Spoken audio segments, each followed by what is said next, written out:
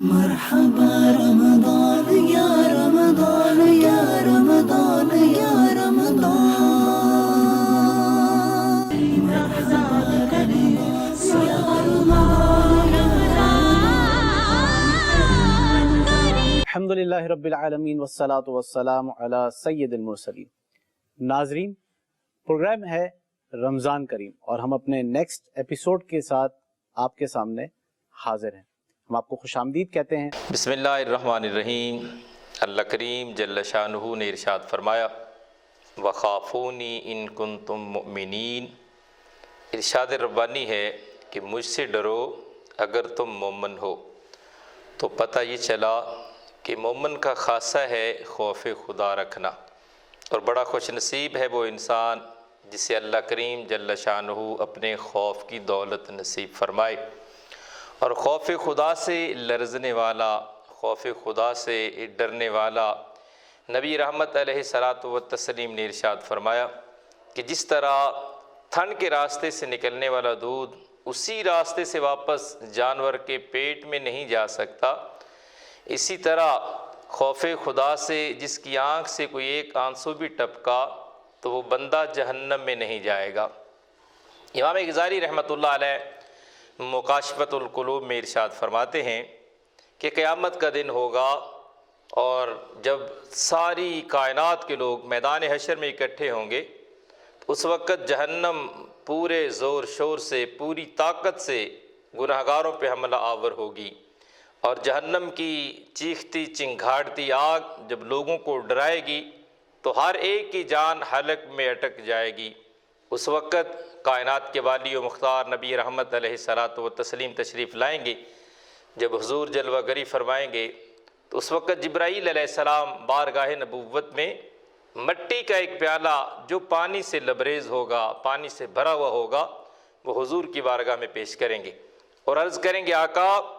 اس پانی کو اس جہنم کی آگ کی طرف چھڑکو۔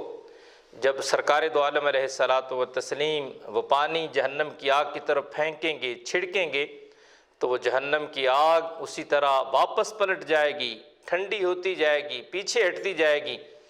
تو کائنات کے والی لجپال آقا کریم علیہ السلام اس وقت جبرائیل علیہ السلام سے پوچھیں گے اے جبرائیل علیہ السلام، یہ کس جگہ کا پانی ہے، یہ کس سمندر کا پانی ہے، کس دریا، کس نہر کا پانی ہے کہ جس میں اتنی تاثیر، جس کا اتنا اثر ہوا کہ جہنم کی آگ بھی اس کو برداشت نہ کر سکی اور ٹھنڈی ہوتی گئی، پیچھے ہٹتی گئی۔ تو جبرائیل علیہ السلام آقا دو عالم علیہ السلام کی بارگاہ میں عرض کریں گے یا رسول اللہ صلی اللہ علیہ وسلم، یہ پانی نہ تو کسی دریا کا پانی ہے، نہ کسی نہر کا پانی ہے، نہ کسی چشمے کا پانی ہے، یہ پانی گناہ گاروں کی آنکھوں کا ہے جو خوف خدا سے روتے رہے، جن کی آنکھیں اللہ کے خوف سے بہتی رہیں، اور خوف خدا کے مارے وہ آنسو بہانے والے، وہ خوش نصیبوں کے یہ آنسو اللہ کریم نے ضائع نہیں ہونے دیے، ان کو اپنے خزانہ رحمت میں جمع فرمایا، اور آج ان آنسوؤں کی اتنی تاثیر ہے کہ یہ جہنم کو بجھانے کے لیے کافی ہیں۔ تو اندازہ فرمائیے جب کسی خوش نصیب کی آنکھ سے ایک بھی آنسو خوف خدا سے نکلتا ہے تو یوں سمجھیں وہ اس گناہ گار کی بخشش کی ضمانت بن جاتا ہے۔ تو ایک مسلمان ہونے کے ناطے اللہ رب العالمین کے سمیع بصیر ہونے پہ ہم یقین رکھتے ہیں، اور ہمارا اس بات پہ ہر لمحہ، ہر آن، ہر گھڑی یقین ہونا چاہیے کہ میرا ہر عمل میرے اللہ کی نگاہ میں ہے اور اللہ کی نظر سے پوشیدہ نہیں ہے میرا کوئی کام۔